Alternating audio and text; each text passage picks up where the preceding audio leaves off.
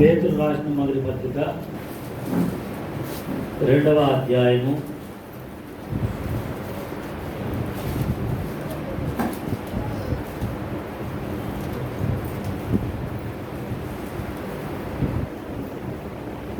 5వ వచనము అందరం కలిసి చదువుదాము.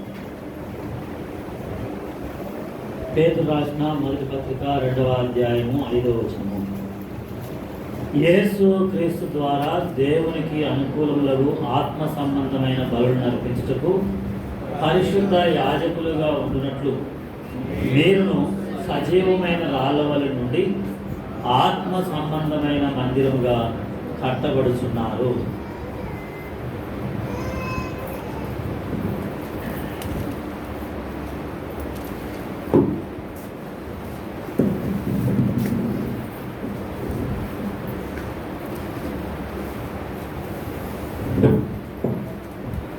ప్రేమల తండ్రి, నమ్మదగిన ప్రభువా,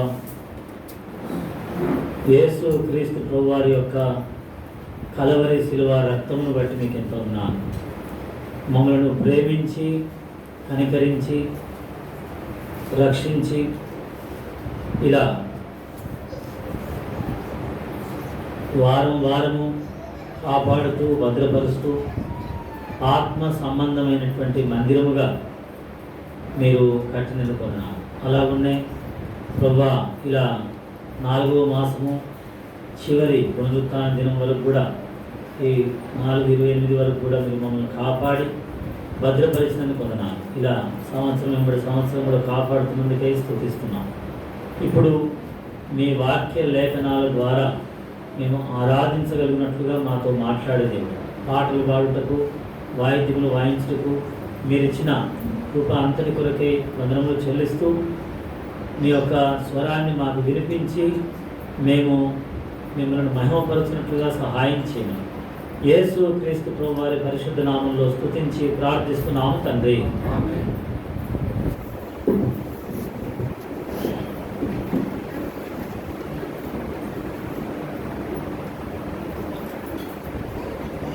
పేతురు రాసిన మొదటి పత్రిక 2వ అధ్యాయం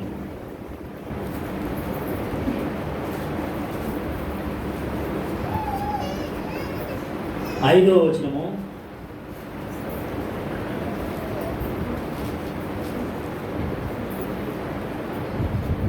యేసు క్రీస్తు ద్వారా దేవునికి అనుకూలములకు ఆత్మ సంబంధమైన బలులను అర్పించుటకు పరిశుద్ధ యాజకులుగా ఉన్నట్లు మీరును సజీవమైన రాళ్ళవలి నుండి ఆత్మ సంబంధమైన మందిరముగా కట్టబడుచున్నారు.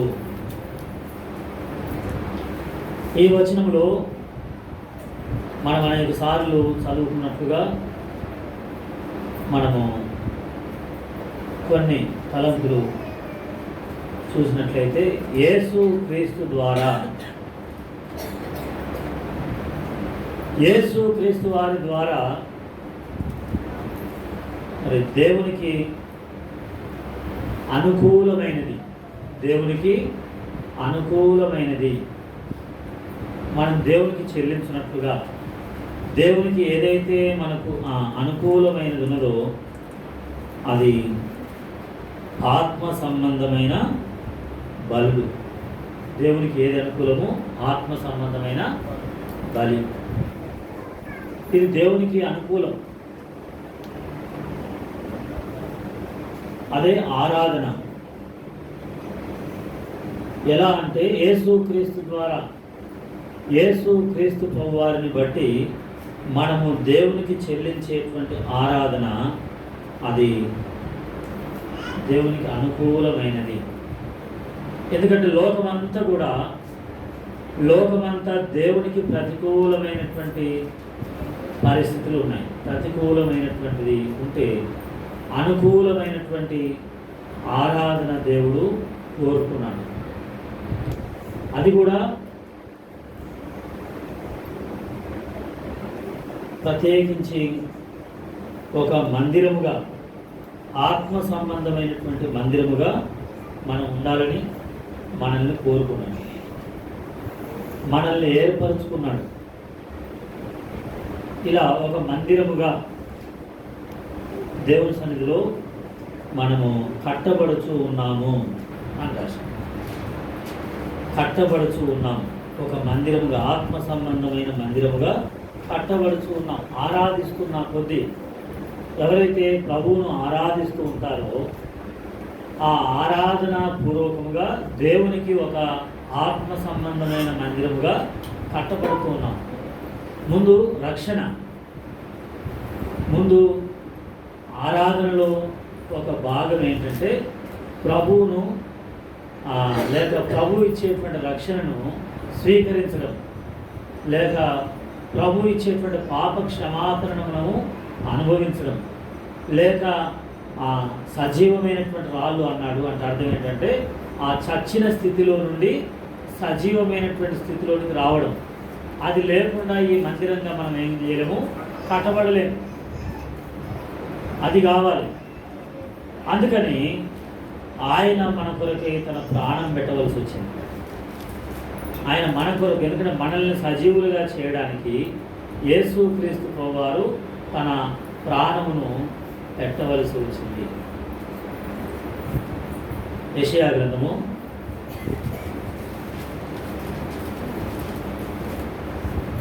53వ అధ్యాయం.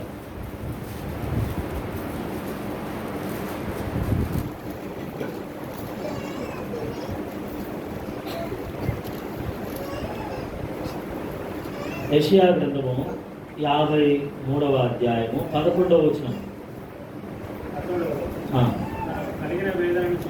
అతడు తనకు కలిగిన వేదనను చూచి నీతిమంతుడైన నా సేవకుడు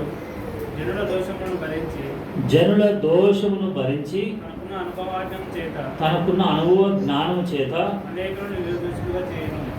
అనేకులను నిర్దోషులుగా చేయను. 12 కూడా. కావున నేను అతనికి పాలు పంచిపెట్టెదను, గనులతో కలిసి అతడు ఏలైనగా మరణము నొందునట్లుగా అతడు తన ప్రాణమును ఏం చేశాడు, దారబోశాడు. యేసు ప్రభువారు మనల్ని సజీవులుగా చేయడానికి తన ప్రాణాన్ని దారబోయవలసి వచ్చింది, వేదన పొందవలసి వచ్చింది. మన దోషములను భరించవలసి వచ్చింది. మనకు మరణం ఎలా వచ్చింది చెప్పండి? మనకు మరణం ఎలా వచ్చింది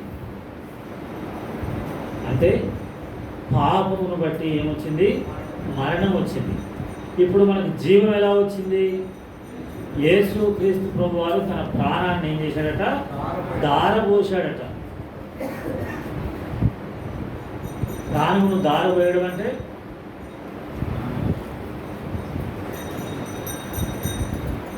ఏంటి?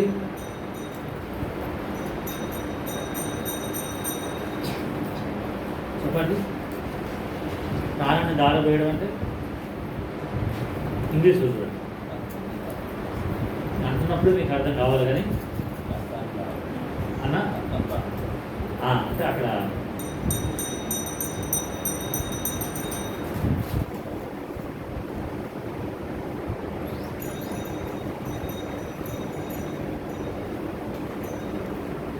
ఉందా?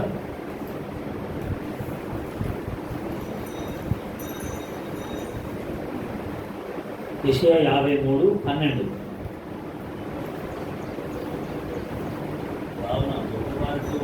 ఇంగ్లీష్లో ఇంగ్లీష్ చదవటం కాదు.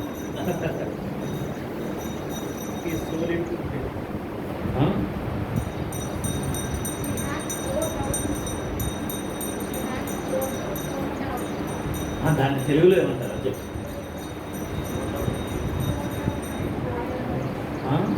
దాని వేడుదనా?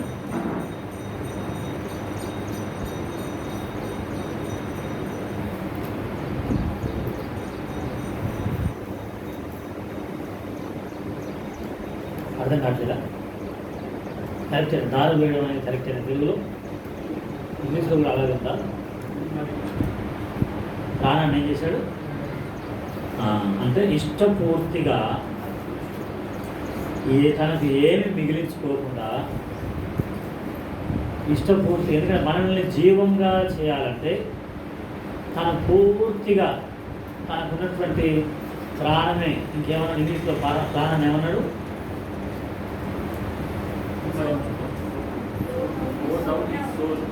సోల్ అంటే ప్రాణం అని రాయలేదు, ఇంగ్లీష్లో అయితే ఏమన్నాడు, అంటే తన ప్రాణమును, ఇంతకుముందు అన్న చెప్పినట్లు రక్తమును, తన యొక్క ఆత్మను కుమ్మరించాడంట. అంటే ఏమి లేకుండా పూర్తిగా ఏమి లేదు, ఇంకా ఆయన పూర్తిగా ఏం చేశాడంటే, అదే ఫిలిప్పీలకు రాసిన పత్రికలో రిక్తునిగా చేసుకొని అని రాశాడు. ఎందుకంటే మనల్ని సజీవులుగా చేయాలంటే అంటాం కదా, నా శక్తి ఉన్నంత వరకు, తర్వాత నాలో ఊపిరి ఉన్నంత వరకు, నాలో ప్రాణం కొన ఊపిరి ఉన్నంత వరకు అని అంటారు చూడండి. అలా యేసు ప్రభువారు తన యొక్క ప్రాణము, తన యొక్క ఆత్మను మన కొరకై కుమ్మరించాడు. ఎందుకంటే మనల్ని సజీవులుగా ఒక ఆత్మ సంబంధమైనటువంటి మందిరముగా మనల్ని కట్టాలంటే ఆయన ఏం చేయాల్సి వచ్చిందంటే, తన యొక్క ఆత్మను, తన యొక్క ప్రాణమును, లేకపోతే తన యొక్క జీవాన్ని, తనకున్నటువంటి సమస్తాన్ని అలా దార, మన తెలుగులో అయితే దార అంటున్నాము. అయితే అసలు ఆ మాట ఏంటంటే పూర్తిగా ఏమీ లేకుండా చేసుకోవడం, ఖాళీ చేసుకున్నాడు, పూర్తిగా అప్పగించుకున్నాడు, తను తాను పూర్తిగా అర్పించుకున్నాడు. ఎందుకంటే మనము దేవునికి ఏం కావాలి, అనుకూలమైనటువంటి ఆత్మ సంబంధమైన బలులు అనేటువంటి ఆరాధన ఆయన చెల్లించాలని ఒక మందిరముగా మనల్ని కట్టడానికి అలా చేసుకున్నాం. ఒక మందిరం కడుతుంటే ఎంత కష్టం ఉందో కడుతున్నటువంటి వాళ్ళకు అనుభవం. ఒక మందిరము కట్టేటప్పుడు ఎంత ఇబ్బందో, అలా ప్రభు యేసుక్రీస్తు వారు ఒక సంఘం అనేటువంటి మందిరాన్ని, మనల్ని సజీవమైనటువంటి మందిరం, సంఘం అనేటువంటి మందిరమును కట్టడానికై ప్రభు మనల్ని ఎలా కోరుకొని ఏర్పరచుకొని తన యొక్క జీవమును దారపోశాడు, తన జీవాన్ని కుమ్మరించాడు, తన యొక్క ప్రాణాన్ని పణంగా పెట్టాడు. అలా మనల్ని కోరుకున్నాడు. ఎందుకొరకు అంటే ఆ మందిరంలో ఆత్మ సంబంధమైన బలులను అర్పించడానికి. దేవుని యొక్క మందిరంలో ఆత్మ సంబంధమైనటువంటి బలులు అర్పించబడాలి. దాని కొరకని కోరుకున్నాడు, ఆయన ఏర్పరుచుకున్నాడు, ఆయన మనల్ని కడుతూ ఉన్నాడు. దీన్ని ఎఫెసీయులకు రాసిన పత్రిక 2వ అధ్యాయము,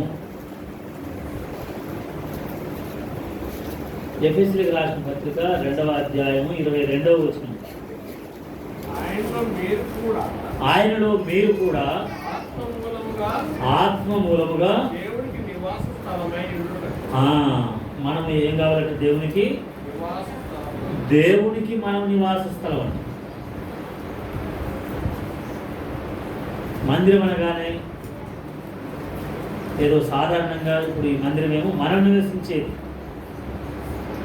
ఇప్పుడు భౌతికంగా కనపడుతున్నటువంటి ఈ మందిరము మనం నివసించేది. రక్షించబడినటువంటి ఆత్మలుగా, లేక ప్రభు రక్తము చేత విమోచించబడినటువంటి వారి ఆత్మలుగా, సంఘముగా కట్టబడుతున్నటువంటి మనందరము దేవునికి నివాస స్థలం. ఆయన మనలో నివసించాలనుకున్నాడు. ఎందుకు ఆయన తన ప్రాణాన్ని ఎందుకు అలా దారపోయాల్సి వచ్చింది, ఎందుకు తను తాను అలా వ్యక్తులుగా చేసుకోవాల్సి వచ్చింది అంటే, ఆయన మనలో లేక మనలను నివాస స్థలముగా ఉండడానికి, మనము దేవునికి నివాస స్థలముగా. ఒక్కొక్క రాజు ఒక్కొక్కటి వాళ్ళ నివాస స్థలాలు కట్టుకున్నారు కదా. దావీదు కట్టుకున్నాడు. సమూయేలు 2వ గ్రంథము 7వ అధ్యాయం మరి చూస్తున్నాం కదా. సమూయేలు రెండవ గ్రంథము 7వ అధ్యాయము 2వ వచనం. నేను 2వ వచనం. నువ్వే. దేవదారు మాటతో నేను దేవదారు మ్రానుతో కట్టిన నగరియందు దేవదారు మ్రానుతో కట్టిన నగరిలందు వాసం చేయుచుండగా నేను వాసము చేయుచున్నాను. దేవదారు కర్రతో కట్టబడినటువంటి నగరంలో దావీదు, అంటే దావీదు నివాసం ఉండాలనుకున్నాడు. దావీదు ఏం చేయాలనుకున్నాడు? నివాసం ఉండాలనుకున్నాడు. ఏం కట్టుకున్నాడట?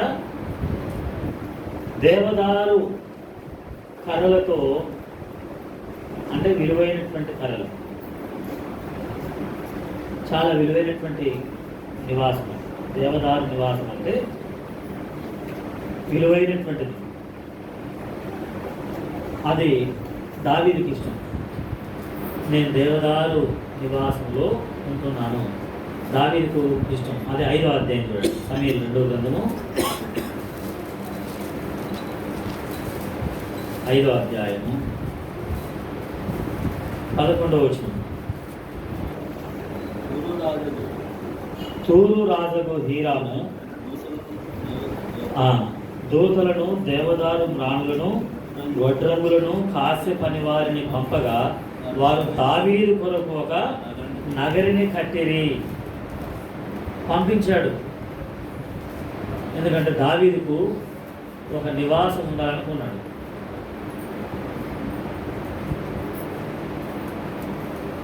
అయితే దావీదుకు నివాసం కట్టుకోవాలని అనుకున్నప్పుడు ఒక రాజుని అడిగాడు. ఏ రాజు? ఆయన పేరు హీరాము అనేటువంటి రాజు. ఆ హీరాము రాజుని అడిగితే హీరాము రాజు ఎవరిని పంపించాడు? దూతలు. ఆ పని చేసే వారిని పంపించాడు, కావలసిన వారిని పంపించాడు, ఏమైతే అవసరమో అవి పంపించాడు. అది సొలొమోను కూడా చెప్తాడు. సొలొమోను కాలంలో సొలొమోను చెప్తాడు. రాజుల మొదటి గ్రంథము 3వ అధ్యాయము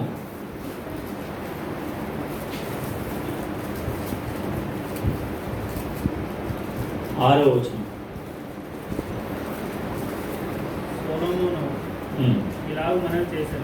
సొలొమోను ఇలాగు మనవి చేసెను, దాసులను నా తండ్రి అయిన దావీదు నీ దృష్టికి ఎలా ఉన్నాడట? అనుకూలముగా సత్యమును నీతిని అనుసరించి యథార్థమైన మనసు గలవాడే ప్రవర్తించిన కనుక నీవు అతని ఎడల పరిపూర్ణ కటాక్షము అగుపరిచి ఈ దినమున ఉన్నట్లుగా. చాలు. ఇది దావీదు సొలొమోను ప్రార్థన. అయితే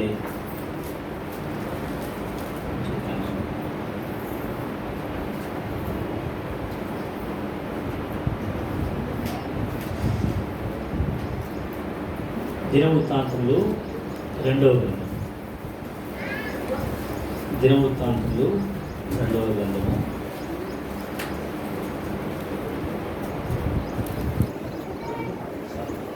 2వ అధ్యాయము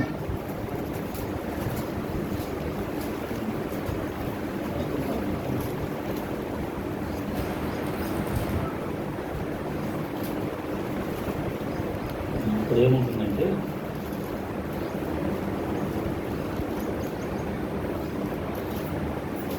హీరాము రాజుతో సొలొమోను మాట్లాడేటువంటి మాట.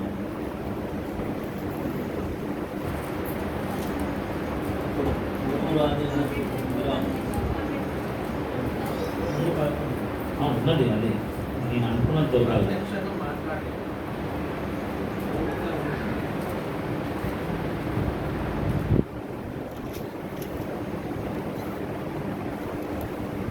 మూడవ వచనం. మూడవ వచనం అది ముఖ్యమే. పంపెను, నా తండ్రి అయిన దావీదు నివాసమునకై ఒక నగరును కట్టదలచి ఉండగా నీవు అతనికి ఏమిచ్చావు? సరళ ప్రాణులను. చాలు. దావీదుకు ఒక నివాసం కట్టుకోవాలని అనిపించింది. అది ఏ నివాసం? అది సరళమ్రాను నివాసము, దేవదారు నివాసము. అలా మంచి ఆ దినాల్లో ఉన్నటువంటి ఒక మంచి నివాసాల పేర్లు. నేను ఒక నివాసము అనుకున్నాను, అదే సొలొమోను కూడా నివాసం కట్టుకోవాలనిపించింది. రాజుల మొదటి గ్రంథము. ఇప్పుడు దావీదు నివాసం ఏ నివాసము? దేవదారు నివాసం, సరళమ్రాను నివాసం. ఇప్పుడు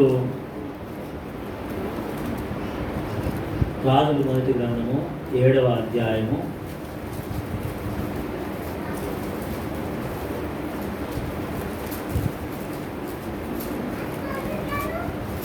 మొదటి 2 వచ్చిన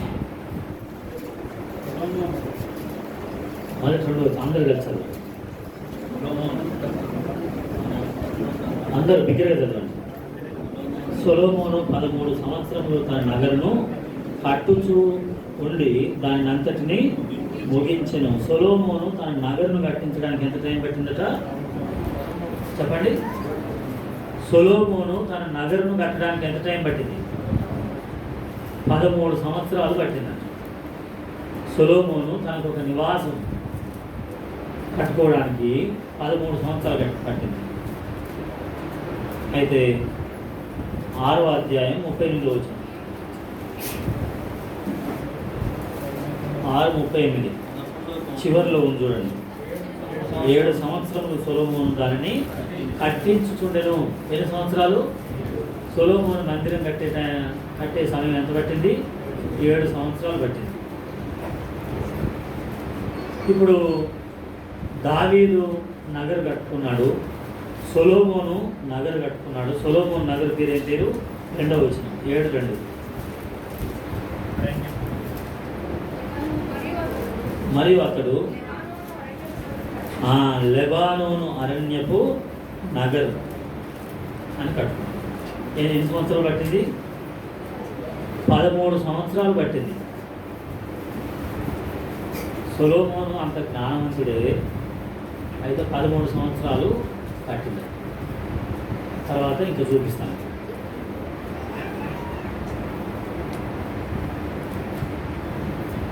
రాజుల మొదటి గ్రంథంలోనే చివరి అధ్యాయం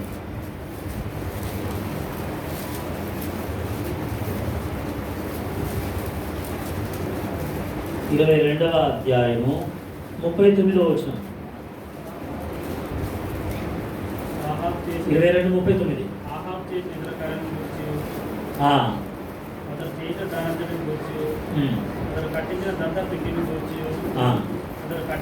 అతడు ఏం కట్టించాడట? దంతపు ఇల్లు కట్టించాడట. అంతేనా? దంతపు ఇల్లు. దంతపు ఇల్లు అంటే చెప్పండి? ఏనుగు దంతంతో తయారు చేయబడిన ఇల్లు చాలా విలువైంది. సొలొమోను కట్టిన దానికంటే కూడా, దావీదు కట్టిన ఇంటి కంటే కూడా అహాబు కట్టినటువంటి ఇల్లు చాలా శ్రేష్టమైంది. అది విలువైనది. అలా కట్టుకున్నారు. ఆమోసు గ్రంథము 3వ అధ్యాయం 15వ వచనం. ఆమోసు 3:15.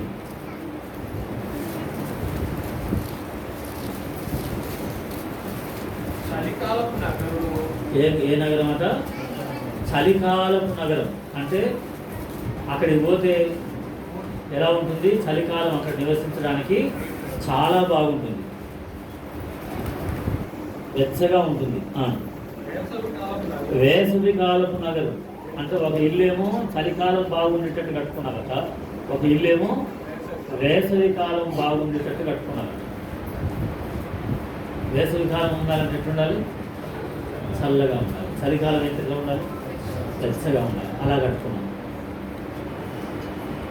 మరి అదేమి టెక్నాలజీ దీన్ని చూసి ఇప్పుడు అన్నీ హీట్ ప్రూఫ్ అని, టైర్ ప్రూఫ్ అని ఇలాంటివన్నీ వస్తున్నాయి ఈ వాక్యాలను చూసి.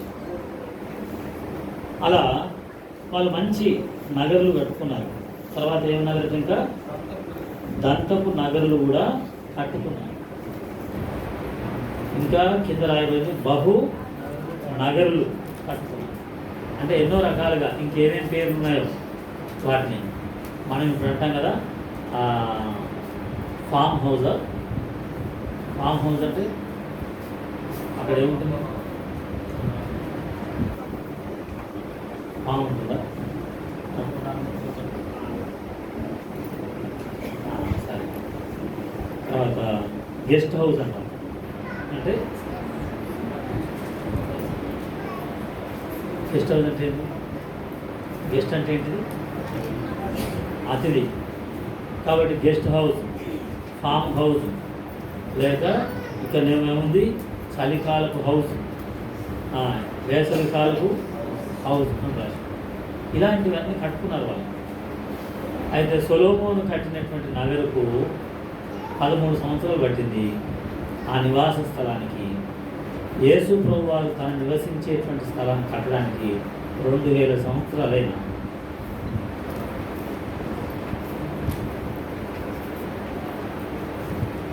ఇంకా కడుతూనే ఉన్నాడు. ఎందుకంటే అందులో నీవు నేను ఉండాలి. దేవుని ఉద్దేశం ఏంటంటే ఆ కట్టడము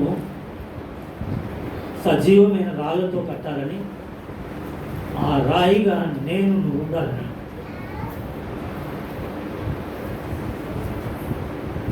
ఒక 13 సంవత్సరాలు సొలొమోను కట్టినట్టుగా కడితే అందులో మనం ఉంటాం.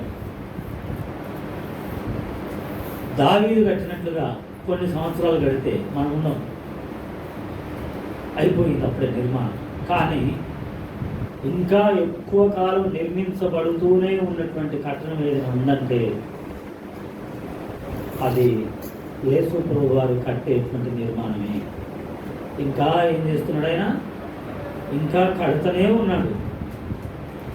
ఇంకా మనల్ని చేరుస్తూనే ఉన్నాడు. ఇంకా అనేకులను చేరుస్తున్నాడు.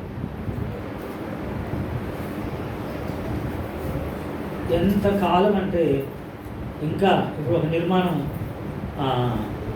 ఈ మధ్యలో నిర్మాణం చేస్తున్నాం కాబట్టి అది ఎప్పుడు కావాల్సిందంటే నవంబర్లో డెడికేషన్ చేద్దాం ఉంటాం. నవంబర్లోనే అది నిర్మాణం పూర్తయితే అందులో మనం మీటింగ్స్ పెట్టుకోవచ్చు. అసలు క్రిస్మసే అందులో నడిపించాలనుకున్నాం. ఏమైంది? ఆలస్యమైంది. సరే పోయిందిలే, జనవరిలో అయినా పెడదాం అనుకున్నాం. జనవరి కూడా అయిపోయింది. కొన్ని ఫిబ్రవరి ఆగి మార్చిలో అయితే గుడ్ ఫ్రైడే కూడా ఉంటుంది కదా, ఆ గుడ్ ఫ్రైడే సందర్భంగానే పెడదాం అనుకున్నాము. అది కూడా అయిపోయింది. సరే ప్రభు కృపను బట్టి ఇప్పటికన్నా అలా ఒక నిర్మాణము చేయడానికి ఎక్స్టెన్షన్ ఎలాగైతే చేస్తున్నామో యేసు ప్రభు వారు కూడా తన నివాస స్థలం అనేటువంటి ఆ నిర్మాణం అందులో ఆయన నివసించాలనుకున్నాడు.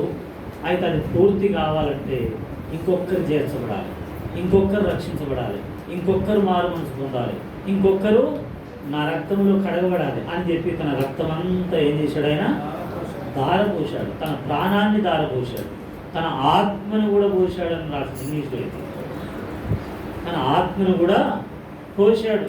ఎందుకంటే రక్తము కంటే కూడా తన యొక్క ప్రాణము కంటే కూడా శ్రేష్టమైనది ఏంటిది? తన యొక్క ఆత్మను, తన ఆత్మ ద్వారా మనల్ని కడిగి శుద్ధి చేయడానికి. ఇంకా అందులో ఇంకా మనం ఏమంటాము? అందులో ఇంకా మనం సరిగా వదగడం లేదని, ఇంకా అందులో సరిగా సమకూర్చబడడం లేదని, ఇంకా కడగాలని, ఇంకా శుద్ధి చేయాలని, ఇంకొకసారి అలా నివాసమును కట్టి పూర్తయిందా అంటే ఇంకా పూర్తి కాలేదు. పూర్తి కానిది ఏదైనా ఉందా అంటే మరి బబులోను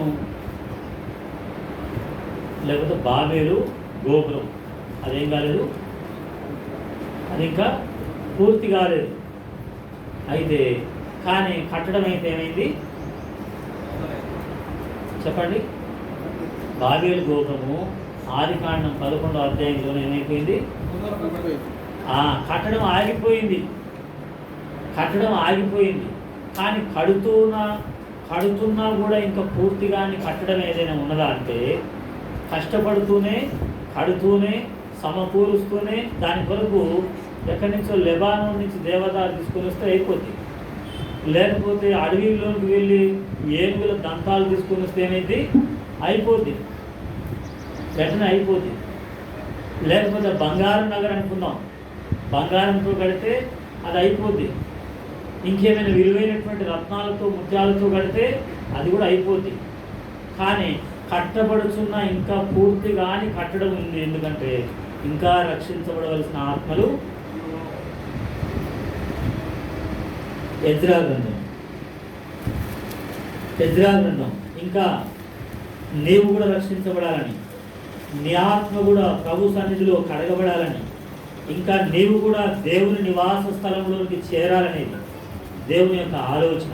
అందుకని నీ కొరకు ఇంకా ఆయన ఆలస్యం చేస్తున్నాడు అని రాయబడింది. కట్టడం ఏమైతుందంట, ఆలస్యం అవుతుంది. 5వ అధ్యాయము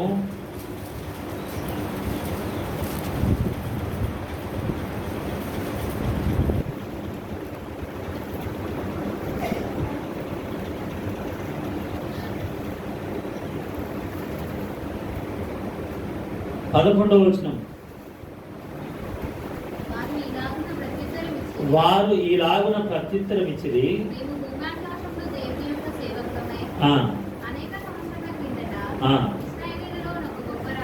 ఇశ్రాయేలీయులలో ఒక గొప్ప రాజు కట్టించి ఏమైందంట, కట్టించి నిలిపిన మందిరమును.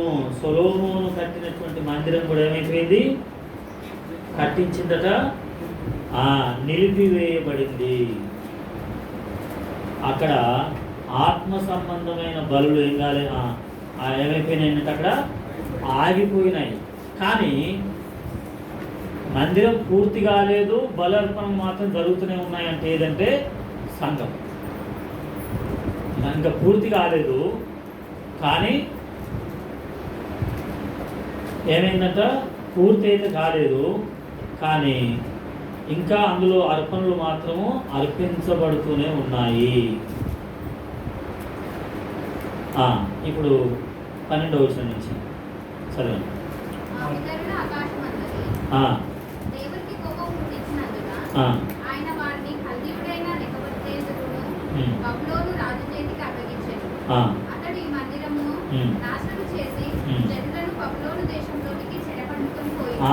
ఆ మందిరం ఏమైపోయిందంట చెప్పండి.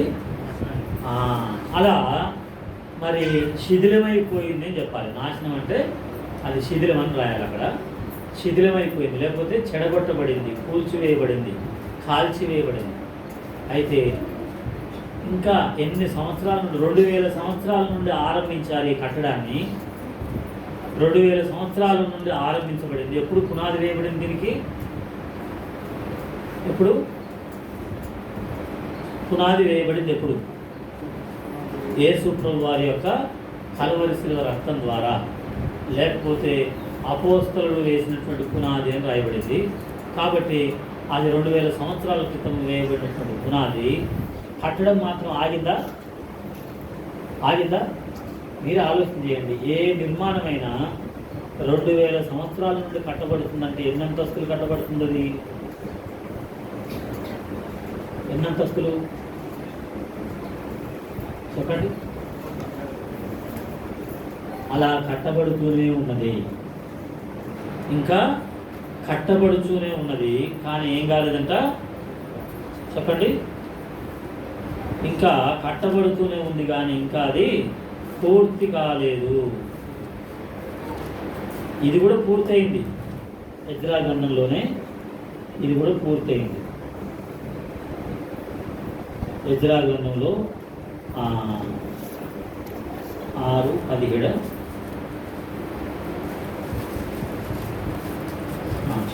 8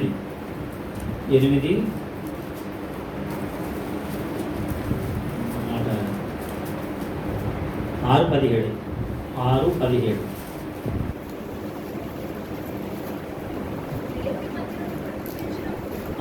దేవుని మందిరం ఏమైంది? ప్రతిష్ఠించబడింది. 15వ వచనం.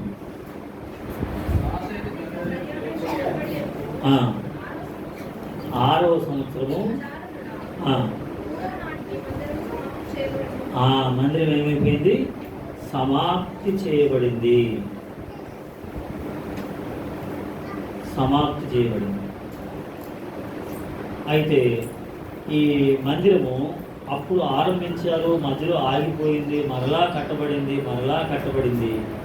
కానీ ఈ యేసు క్రీస్తు ప్రభు వారి యొక్క శరీరం అని పిలువబడేటువంటి, సంఘం అని పిలువబడేటువంటి మందిరం అయితే ఇంకా కట్టబడుతూనే ఉంది. ఎప్పటి వరకు అంటే ఆయన రాకడ వరకు కట్టబడుతూనే ఉంటుంది. ఎందుకంటే ఇందులో అనేకులను చేర్చాలనేది దేవుని ఉద్దేశం, ఆయన ప్రేమ. అందుకని దారి పోశాడు ఆయన తన ప్రాణాన్ని, తన రక్తాన్ని, తనకున్న తన ఆత్మను, లేకపోతే తన సమస్తాన్ని ఆయన దారపోశాడు, త్యాగం చేశాడు, అలా అర్పించాడు. ఎందుకంటే మనల్ని కట్టడానికి, మనల్ని ఆ కట్టడంలో చేర్చడానికి, ఎందుకంటే ఆత్మ సంబంధమైనటువంటి బలుడుగా అర్పించబడడానికి మనం అర్పించబడాలి. మనమే ఆత్మ సంబంధమైన బలిగా, అంటే మన దేహాన్ని కాదు కానీ మన యొక్క ఆత్మతో, మన హృదయంతో, మన మాటలతో ప్రభువుకు కృతజ్ఞతలు మనం చెల్లించాలని, ఆరాధించాలని. ప్రభువా, నన్ను మీ మందిరముగా లేక దేవుని యొక్క నివాస స్థలముగా నన్ను కడుతూ ఉన్నారు. ఎంత ప్రేమ! అది ఎప్పుడో ఆగిపోయి ఉంటే మనం చేర్చబడలేకపోయేవారు. అది ఎప్పుడో ఆగిపోయి ఉంటే మనం అందులోకి చేరలేని వారు. కానీ దేవుడు ఆపలేదు, దాన్ని కొనసాగించాడు. ఎంత ప్రేమ ఆయనది! ఇంకా నన్ను అంత ప్రేమిస్తూ మనల్ని ఒక ఆత్మ సంబంధమైన మందిరంగా కడుతూనే ఉన్నాడు ఆయన. ఇదే కొరింథీయులకు రాసిన మొదటి పత్రిక 3వ అధ్యాయం.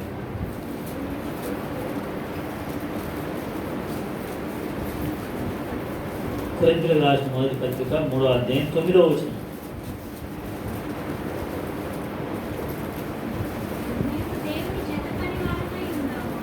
మేము దేవుని జత పనివారమై ఉన్నాము. దేవుని ఎవరట? మనం దేవుని గృహము. సంఘానికి పౌలు భక్తుడు రాస్తున్నాడు, మీరు దేవుని గృహమై ఉన్నారు. మనము దేవుని గృహం, దేవుని నివాస స్థలం. దేవుని నివాస స్థలం. మనల్ని అడిగామనుకోండి, నీ శాశ్వతమైన నివాస స్థలం ఎక్కడుంది, ఎక్కడ కట్టబడుతుంది అంటే ఏమంటాం? నీకు నివాస స్థలం ఎక్కడ కట్టబడుతుంది అంటే ఏమంటాం? అర్థం కాలేదా? ఇద్దరు చెప్పండి అదే మాట. పరలోకములో నాకు నివాస స్థలం కట్టబడుతుందని. ఇప్పుడు దేవుడిని అడిగారనుకోండి, దేవా నీ నివాస స్థలం ఎక్కడ కట్టబడుతుంది చెప్పండి. ఎక్కడ కట్టబడుతుంది? భూమి మీద కట్టబడుతుంది. ఈ భూమి మీద కట్టబడుతుంది. ఎవరి చేత కట్టబడుతుంది? దానికి ఉన్న మెటీరియల్ ఏంటి అంటే, ఉదాహరణకు ఆ మెటీరియల్ ఏంటి అంటే మన యొక్క ఆత్మ సంబంధమైన బలులే, మనం చేసే ఆరాధనలే. ఎందుకంటే ఎక్కడ మనం ఆరాధన చేసుకుంటే అక్కడ వారి మధ్యలో ఆయన ఉంటాను. ఎక్కడ ప్రార్థనలు చేసుకుంటే వారి మధ్యలో నేను ఉంటానండి. అలా దేవుడు మనల్ని ఒక నివాస స్థలముగా మనల్ని కడుతూ ఉన్నాడు. కట్టడానికి ఆయన క్రయధనం ఇచ్చి ఒక ఇంటిని నిర్మించి, సామెతల గ్రంథం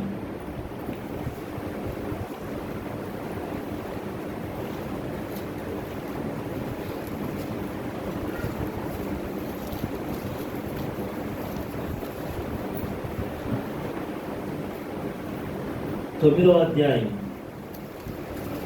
మొదటి వచనం. జ్ఞానము నివాసమును కట్టుకొని, నివాసము కట్టుకుంటుంది. జ్ఞానము నివాసము కట్టుకొని దానికి ఎన్ని స్తంభాలు? 7 స్తంభాలను. అయితే తిమోతికి రాసిన పత్రిక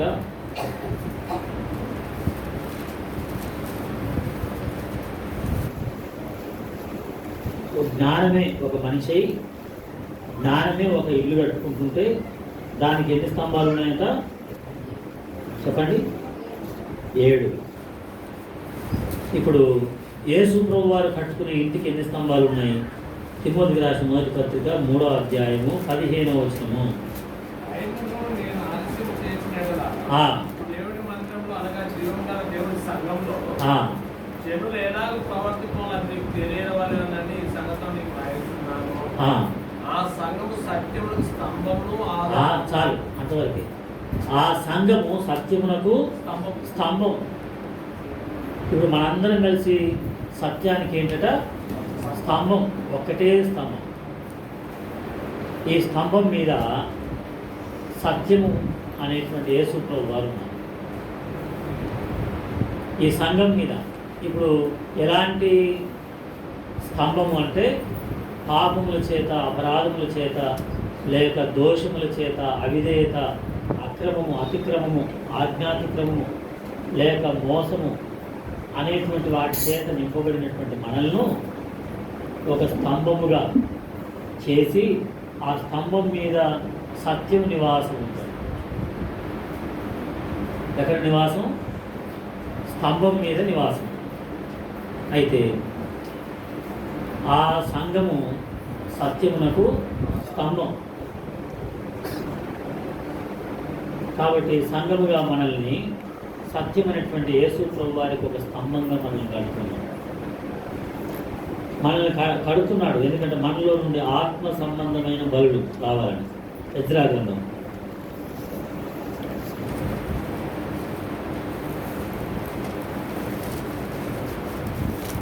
6వ అధ్యాయం.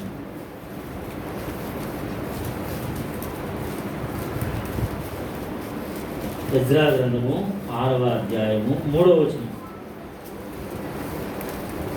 రాజైన కోరేషు ఏలుబడిలో మొదటి సంవత్సరమందు అతడు యెరూషలేములో ఉన్న దేవుని మందిరమును కూర్చి బలులు అర్పింపదగిన స్థలముగా మందిరము కట్టింపబడవలెను. ఎలాంటి స్థలంగా ఉండాలట? ఆత్మ సంబంధమైనటువంటి బలులు అర్పించబడేటువంటి స్థానం. ఒక స్థలముగా దేవుని యొక్క మందిరము కట్టబడవలను. అలా కడుతూ ఉన్నాడు. మనల్ని ఏదో విధంగా ఎన్నో విధాలుగా ప్రపంచం అంతట్లో కూడా నగరేకల్లోనే ఇప్పుడు 30 ఆరాధనా స్థలాలు ఉన్నాయి.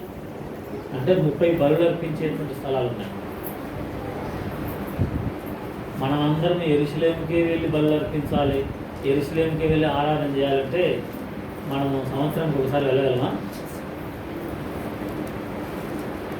సబ్సిడీ కూడా ఇచ్చారు కదా, పరిశుద్ధ భూమికి వెళ్ళడానికి సబ్సిడీ కూడా ఇచ్చారు. అయినప్పటికీ వెళ్ళడం మా వల్ల కాదు.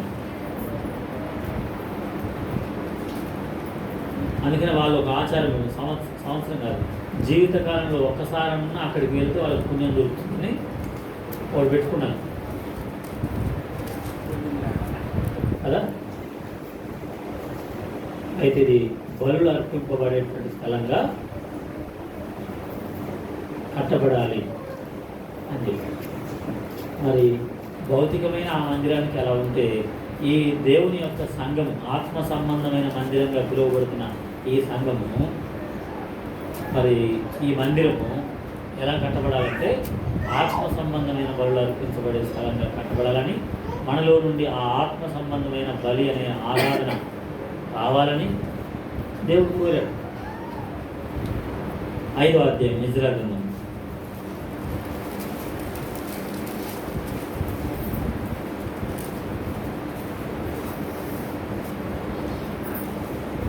15-16 వచనం.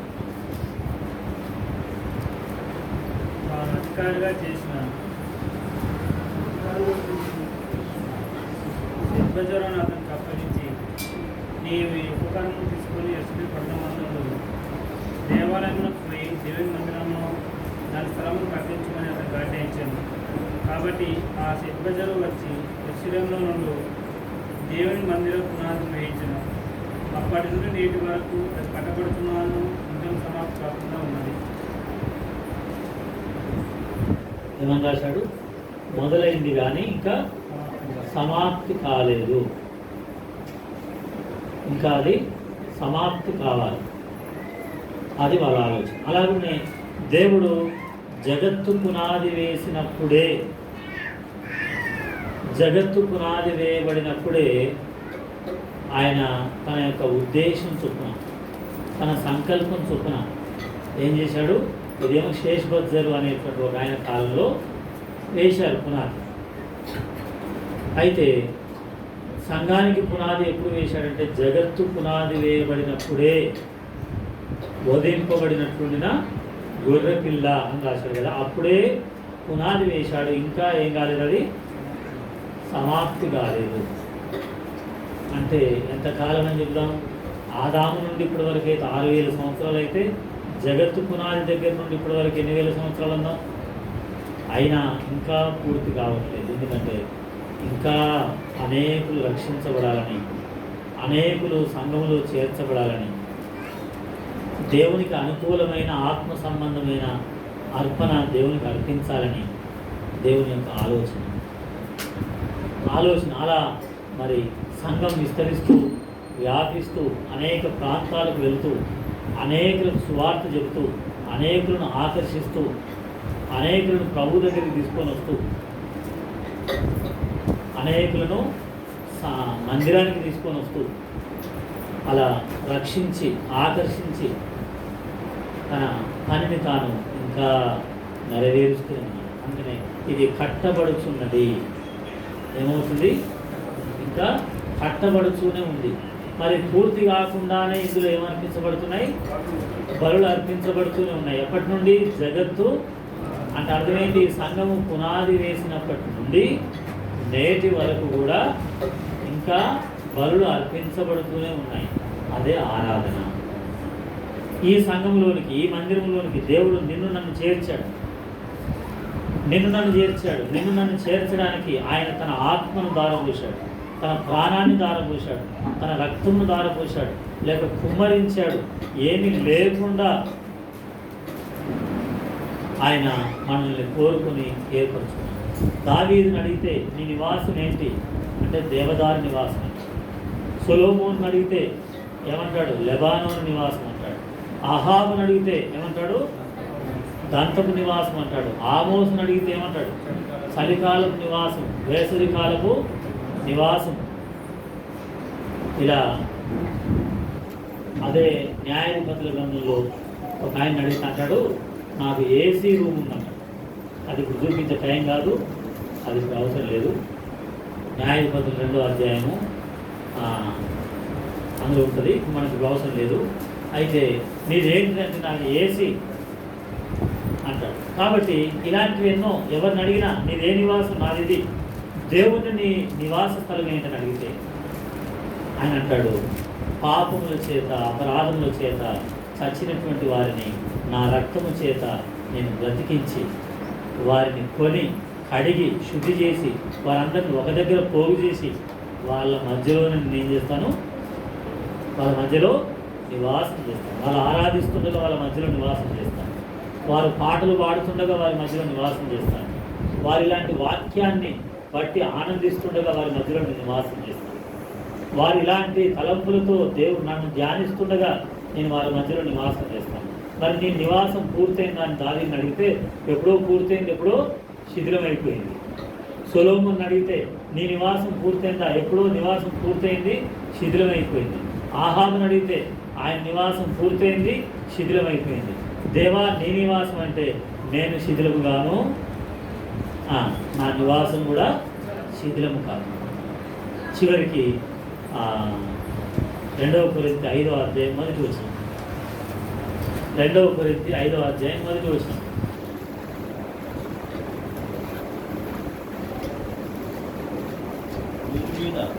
భూమి మీద మన గుడారమైనటువంటి, లేక మన బంగ్లా అయినటువంటి, మన భవనమైనటువంటి, లేక ఆయన దేహాన్ని గురించి చెప్తున్నాడు. అయితే ఇది ఒకవేళ ఏమవుతుంది? నివాసము శిథిలమైపోవచ్చేమో కానీ చేతి పని కాకుండా దేవుని చేత కట్టబడిన నిత్యమైన నివాసము అది కాబట్టి పరలోకంలో మన కొరకు శిథిలము కాని నివాసము, భూలోకంలో దేవుని కొరకు శిథిలము కాని నివాసం. అది కాబట్టి ఆ నివాసముగా ఉండడానికి దేవుడు మనల్ని కోరుకొని సమకూర్చినందుకు ఆయనే మనకు నివాసంగా ఉంటే ఆయన అంటున్నాడు, మీరే నాకు నివాసం అని ఆయన. అలా ప్రభువుకు ఇలాంటి తలంపులతో ప్రభువుకు మనం కృతజ్ఞతాస్తుతులు ఆరాధన చెల్లించుతాం. అందరం లేచి నిలబడదాం. అలాంటి పాడేవాళ్ళండి.